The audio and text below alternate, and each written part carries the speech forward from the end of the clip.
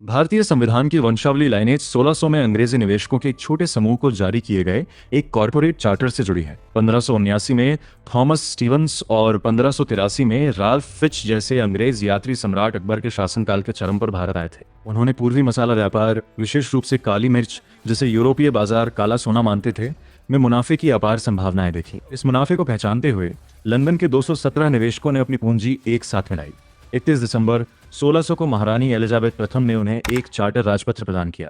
इसने समूह को ईस्ट इंडीज में विशेष रूप से व्यापार करने के लिए 15 साल का सख्त एकाधिकार मोनोपोली दिया। उनका नाम the governor and company of merchants of London trading into the east Indies रखा गया। हालांकि उन्हें अक्सर केवल मर्चेंट एडवेंचरर्स के रूप में जाना जाता था। इस शुरुआती ढांचे का नेतृत्व एक मेयर द्वारा किया जाता था। बाद में कॉर्पोरेट पदानुक्रम तेजी से एक सख्त ढांचे में मानकीकृत हो गया। संचालन का नेतृत्व एक गवर्नर और एक डिप्टी गवर्नर करते थे, जो सीधे 24 अलग अलग सदस्यों वाले निदेशक मंडल बोर्ड ऑफ डायरेक्टर्स को रिपोर्ट करते थे। किसी एक गुट को नियंत्रण हथियाने से रोकने के लिए इन 24 निदेशकों का कार्यकाल सख्ती से 1 वर्ष का रखा गया था। ये प्रणाली तेजी से कॉर्पोरेट बदलाव की गारंटी देने के लिए बनाई गई थी। ये संस्था पूरी तरह से व्यावसायिक थी। वे एक सख्त आंतरिक आदर्श वाक्य के तहत काम करते थे। कोई जमीन नहीं, केवल व्यापार, no land only trade. East India Company सख्ती से अपने शेयरधारकों को लाभांश वापस करने के लिए बनाई गई थी और विदेशी क्षेत्र पर शासन करने का उनका कोई इरादा नहीं था। उनका प्राथमिक लक्ष्य आधुनिक इंडोनेशिया में मलुक द्वीप था, जो मसाला उत्पादन का वैश्विक केंद्र था। हालांकि हथियारों से लैस डच व्यापारी बेड़े का उस क्षेत्र पर भारी नियंत्रण था। डच पकड़ को तोड़ने में असमर्थ ईस्ट इंडिया कंपनी को अपने जहाजों को पुर्तगालियों द्वारा नियंत्रित भारत के तट की ओर मोड़ने के लिए मजबूर होना पड़ा। 1608 में कैप्टन विलियम हॉकिंस ने अपने जहाज हेक्टर को सूरत के बंदरगाह पर लंगर डाला। 1609 तक उन्होंने व्यापारिक अधिकार मांगने के लिए अंतर्देशीय यात्रा कर मुगल राजधानी आगरा का रुख किया। हॉकिंस के पास अकबर के नाम एक पत्र था, क्योंकि वह इस बात से अनजान थे कि 1605 में ही सम्राट की मृत्यु हो चुकी है। इसके बजाय उन्होंने खुद को सम्राट जहांगीर के सामने पेश किया। संवाद के लिए हॉकिंस ने सीधे तुर्की और फारसी में बात की, जो भाषाएं उन्होंने स्पष्ट रूप से इसी मिशन के लिए सीखी थीं। हॉकिंस 3 साल तक मुगल दरबार में रहे। उन्हें एक अर्मेनियाई पत्नी और 400 का मनसब, एक वेतनभोगी सैन्य पद मिला। फिर भी वह व्यापार परमिट हासिल करने में विफल रहे। जहांगीर ने काफी हद तक अंग्रेज व्यापारियों को खारिज कर दिया, क्योंकि वह उन्हें स्थापित पुर्तगालियों की तुलना में एक मामूली नौसैनिक उपस्थिति मानते थे। अंग्रेजों को एहसास हुआ कि उन्हें अपनी सैन्य क्षमता साबित करने की जरूरत है। 1612 में हेनरी मिडल्टन के नेतृत्व में एक अंग्रेजी बेड़े ने स्वाली की लड़ाई बैटल ऑफ स्वाली में पुर्तगाली नौसेना को हरा दिया। इस जीत ने अंततः मुगल दरबार का ध्यान खींचा। अपनी नौसैनिक क्षमता साबित होने के बाद अंग्रेजों ने 1615 में एक आधिकारिक शाही राजदूत सर थॉमस रो को भेजा। रो ने जहांगीर से तटीय व्यापारिक चौकियां स्थापित करने की अनुमति सफलतापूर्वक प्राप्त कर ली और मसूलीपट्टनम के आसपास अपना शुरुआती संचालन स्थापित किया। ईस्ट इंडिया कंपनी का भारत में प्रवेश एक हताश बैकअप योजना थी। इंडोनेशिया में अपने प्राथमिक लक्ष्यों से बाहर कर दिए जाने के बाद उन्होंने मुगल साम्राज्य के बिल्कुल किनारे पर एक छोटी सी भूमिका स्वीकार कर ली थी। जैसे जैसे उनका तटीय व्यापार बढ़ा, कंपनी ने अपनी नजरें असली आर्थिक खजाने बंगाल पर टिका दी। उस समय केवल बंगाल क्षेत्र दुनिया के पूरे कपड़ा उत्पादन का 1/4 उत्पादन करता था, जो भारी मात्रा में उच्च मूल्य वाले सूत और कपड़े का निर्यात करता था। बंगाल में संचालन के लिए स्थानीय कर टैक्स चुकाना पड़ता था। जब सम्राट औरंगजेब के मामा शाइस्ता खान ने इस क्षेत्र पर शासन किया, तो उन्होंने कंपनी का व्यापार कर 2% से बढ़ाकर 3.5% कर दिया। कंपनी को बातचीत करना सीखना पड़ा। औरंगजेब की मृत्यु के बाद जॉन सुरमन के नेतृत्व में एक प्रतिनिधिमंडल ने 1717 में नए सम्राट फर्रुखसियर से संपर्क किया। ये प्रतिनिधिमंडल अपने साथ एक सर्जन डॉक्टर विलियम हैमिल्टन को लेकर आया था। जब फर्रुखसियर एक गंभीर दुर्बल करने वाली बीमारी से पीड़ित हुआ, तो डॉक्टर हैमिल्टन ने उसका सफलतापूर्वक इलाज किया। इसके आभार में फर्रुखसियर ने कंपनी को दस्तक देने का शाही फरमान जारी किया। दस्तक बंगाल, बिहार और उड़ीसा में पूरी तरह से मुक्त और कर मुक्त व्यापार करने का कानूनी अधिकार था। इस फरमान ने क्षेत्रीय अर्थव्यवस्था को घातक रूप से असंतुलित कर दिया। जैसे जैसे मुगल साम्राज्य टूटने लगा और उसके अन्य प्रांतों में कर संग्रह कम होने लगा, ईस्ट इंडिया कंपनी ने अपनी मुक्त व्यापार स्थिति का उपयोग करके साम्राज्य के एकमात्र बचे हुए विश्वसनीय लाभ केंद्र बंगाल से भारी संपत्ति चूसनी शुरू कर दी। चूंकि मुगल साम्राज्य का राजस्व अब पूरी तरह से बंगाल पर निर्भर था, स्थानीय शासक नवाब सिराज उद दौला ने ईस्ट इंडिया कंपनी द्वारा अपने कर मुक्त स्थिति के विनाशकारी दुरुपयोग को देखा। सिराज उद दौला ने कलकत्ता में ब्रिटिश गढ़ के खिलाफ जवाबी कार्रवाई की। 20 जून 1756 को उनके बलों ने 146 कंपनी कर्मियों को पकड़ लिया और उन्हें रात भर एक छोटे से कमरे में बंद कर दिया। सुबह तक घुटन और गर्मी से केवल 23 लोग ही जीवित बचे थे। एक घटना जिसे ब्लैक होल त्रासदी के रूप में दर्ज किया गया। कंपनी ने लक्षित सैन्य आक्रामकता के साथ इसका जवाब दिया। रॉबर्ट क्लाइव के नेतृत्व में उन्होंने 23 जून 1757 को प्लासी की लड़ाई में जीत हासिल की। यह जीत काफी हद तक नवाब के कमांडर मीर जाफर को अपने सैनिकों को रोकने के लिए रिश्वत देकर हासिल की गई थी। इस जीत ने ब्रिटिश क्षेत्रीय शासन की प्रारंभिक नींव रखी। ब्रिटिश सत्ता का अंतिम दावा 7 साल बाद 22 अक्टूबर 1764 को बक्सर की लड़ाई में हुआ। हेक्टर मुनरो की कमान वाली ईस्ट इंडिया कंपनी की सेना ने बंगाल के नवाब, अवध के नवाब और तत्कालीन मुगल सम्राट शाह आलम द्वितीय की संयुक्त सेना को निर्णायक रूप से हराया। सम्राट को हराने से मुगल दरबार को आत्मसमर्पण करने के लिए मजबूर होना पड़ा। अगस्त 1765 में रॉबर्ट क्लाइव ने शाह आलम द्वितीय को सीधे इलाहाबाद की संधि की शर्तें तय की। इस संधि ने ईस्ट इंडिया कंपनी को दीवानी अधिकार प्रदान किए। दीवानी नागरिक राजस्व सिविल रेवेन्यू एकत्र करने का पूर्ण कानूनी अधिकार है। कंपनी के पास अब बंगाल, बिहार और उड़ीसा के लाखों निवासियों पर कर लगाने का कानूनी अधिकार था।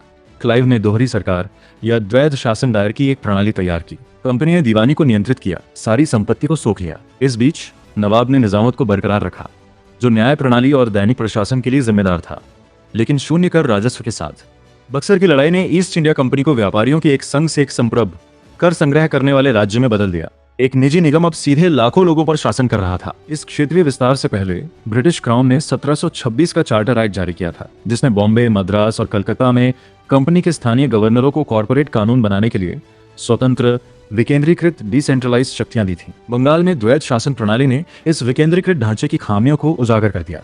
ईस्ट इंडिया कंपनी के अधिकारियों ने रिश्वत मांगने और बिना लाइसेंस के निजी व्यापार संचालन चलाने के लिए अपनी नई शक्ति का उपयोग किया। व्यक्तिगत अधिकारियों ने बड़े पैमाने पर व्यक्तिगत संपत्ति जमा की, जबकि ईस्ट इंडिया कंपनी का अपना खजाना खाली हो रहा था और वह दिवालिया होने के करीब पहुंच गई। ब्रिटिश संसद ने संकट की गंभीरता को पहचाना। 1772 में ब्रिटिश प्रधानमंत्री लॉर्ड नॉर्थ ने कंपनी के प्रशासन के भीतर परिचालन दोषों की जांच के लिए एक गुप्त समिति, सीक्रेट कमेटी का गठन किया। अपने भू राजनीतिक हितों को कॉरपोरेट लालच से बचाने के लिए ब्रिटिश क्राउन को एहसास हुआ कि वे अब व्यापारियों को खुद पर शासन करने नहीं दे सकते। संसद ने कंपनी को रेगुलेट, विनियमित करने के लिए एक कानूनी ढांचा तैयार करने के लिए हस्तक्षेप किया। इसका परिणाम 1773 का रेगुलेटिंग एक्ट था, जिसे कंपनी के दोषों को दूर करने के लिए डिजाइन किया गया था। इसने केंद्रीकरण के साथ शुरू होकर 3 मुख्य संवैधानिक स्तंभ स्थापित किए। अधिनियम ने बॉम्बे और मद्रास की स्वतंत्रता छीन ली। बंगाल के गवर्नर को गवर्नर जनरल के नए पद पर पदोन्नत किया गया। यह पद पहली बार वारेन हेस्टिंग्स को मिला, जिससे अन्य क्षेत्रीय गवर्नर सीधे कलकत्ता में उनके कार्यालय के अधीन हो गए। दूसरे स्तंभ ने कार्यपालिका एग्जीक्यूटिव ब्रांच की स्थापना की। अधिनियम ने नीतियों पर बहस करने और उन्हें लागू करने के लिए 4 सदस्यीय कार्यकारी परिषद बनाई। निर्णयों के लिए बहुमत के वोट की आवश्यकता थी। यदि वोट बराबर आए होते थे तो गवर्नर जनरल को प्रस्ताव को आगे बढ़ाने के लिए एक निर्णायक वीटो वोट, कास्टिंग वोट का अधिकार दिया गया। तीसरे स्तंभ ने न्यायपालिका की स्थापना की। इस अधिनियम ने 1774 में कलकत्ता में कंपनी के कॉरपोरेट ढांचे से स्वतंत्र एक सुप्रीम कोर्ट की स्थापना की। इसका नेतृत्व मुख्य न्यायाधीश एलिजा एम्पे और 3 सहयोगी न्यायाधीशों ने किया था। इस नए संस्थान को कोर्ट ऑफ रिकॉर्ड के रूप में नामित किया गया था। कोर्ट ऑफ रिकॉर्ड एक न्यायिक निकाय है जिसकी कार्यवाही भविष्य के मामलों के लिए कानूनी साक्ष्य के रूप में स्थायी रूप से संरक्षित की जाती है और जिसके पास अपने फैसलों की अवमानना, कॉन्टेम्प्ट के लिए किसी को भी दंडित करने का अधिकार होता है। अधिनियम ने लंदन में आंतरिक कॉर्पोरेट नियंत्रण भी कड़े कर दिए। निदेशक मंडल, बोर्ड ऑफ डायरेक्टर्स का कार्यकाल 1 से बढ़ाकर 4 वर्ष कर दिया गया, जिसमें से 1/4 सालाना रिटायर होते थे। मतदान के अधिकार सख्ती से कम 1000 ब्रिटिश पाउंड्स की इक्विटी वाले शेयर धारकों तक सीमित कर दिए गए थे। सीधे भ्रष्टाचार पर प्रहार करने के लिए अधिनियम ने एक कठोर प्रतिबंध स्थापित किया। किसी भी कंपनी कर्मचारी को निजी, बिना लाइसेंस वाले व्यापार में शामिल होने की अनुमति नहीं थी। न ही वे स्थानीय आबादी से रिश्वत या उपहार स्वीकार कर सकते थे। मूल रूप से आंतरिक चोरी को रोकने के लिए बनाए गए इन कॉर्पोरेट नियमों ने भारत के आधुनिक केंद्रीकृत कार्यपालिका और स्वतंत्र न्यायपालिका की प्रारंभिक संरचनाओं का निर्माण किया। हालांकि 1773 के अधिनियम में एक तात्कालिक संरचनात्मक खामी थी। उनके बीच की सीमाओं को परिभाषित किए बिना एक शक्तिशाली गवर्नर जनरल और एक शक्तिशाली सुप्रीम कोर्ट बनाकर इसने अधिकार क्षेत्र, जुरिस्डिक्शन को लेकर निरंतर टकराव पैदा कर दिए। इस गतिरोध को हल करने के लिए संसद ने 1781 में एक्ट ऑफ सेटलमेंट पारित किया। इस नए अधिनियम ने एक सटीक अधिकार क्षेत्र की सीमा स्थापित की, जिसने आधिकारिक तौर पर सुप्रीम कोर्ट को गवर्नर जनरल के प्रशासनिक कार्यों में हस्तक्षेप करने से रोक दिया। परिषद के कार्यों से न्यायालय की शक्तियों को स्पष्ट रूप से अलग करके 1781 के इस कानूनी सुधार ने न्यायपालिका को कार्यपालिका से अलग करने की कानूनी अवधारणा पेश की। यह सिद्धांत आज सीधे आधुनिक भारतीय संविधान के अनुच्छेद 50 में संहिताबद्ध है। इस प्रकार भारतीय संवैधानिक ढांचा 150 वर्षों के कॉर्पोरेट लालच, सैन्य संघर्ष और प्रशासनिक परीक्षण व त्रुटि, ट्रायल एंड एरर के माध्यम से उभरकर सामने आया। तो दोस्तों, ये तो बस एक शुरुआत थी। एक ऐसी शुरुआत जहां मसालों की महक और काले सोने के लालच ने एक व्यापारिक कंपनी को भारत का भाग्य विधाता बना दिया। 1600 के उस छोटे से कॉर्पोरेट चार्टर से लेकर प्लासी के धोखे और 1773 के रेगुलेटिंग एक्ट तक आपने देखा कि कैसे कंपनी के भ्रष्टाचार को रोकने के लिए बनाए गए कानून ही अनजाने में हमारे आधुनिक भारतीय संविधान की पहली ईंट बन गए। आज का अनुच्छेद 50, आर्टिकल 50 हमें नहीं बना है। इसकी जड़ें 1781 के उसी एक्ट ऑफ सेटलमेंट में छिपी हैं। लेकिन कहानी अभी खत्म नहीं हुई है। जब गवर्नर जनरल और सुप्रीम कोर्ट की शक्तियों का ये खेल आगे बढ़ा, तो ब्रिटिश संसद ने अपना सबसे बड़ा दांव चला, पिट्स इंडिया एक्ट। आखिर कैसे अंग्रेजों ने भारत को पूरी तरह से मुट्ठी में जकड़ने के लिए नए कानून बनाए, और कैसे 1853 के चार्टर एक्ट तक आते आते उस महाविद्रोह 1857 की जमीन तैयार हो गई जिसने ब्रिटिश साम्राज्य की नींव हिला दी। ये सब हम जानेंगे अगले धमाकेदार एपिसोड में। तो वीडियो को अभी लाइक करें, और आपके अपने चैनल सिलेक्शन मंथन को तुरंत सब्सक्राइब करें, और अपने दोस्तों के साथ शेयर करना ना भूलें। मिलते हैं बहुत जल्द इसके अगले एपिसोड में। तब तक के लिए जय हिंद।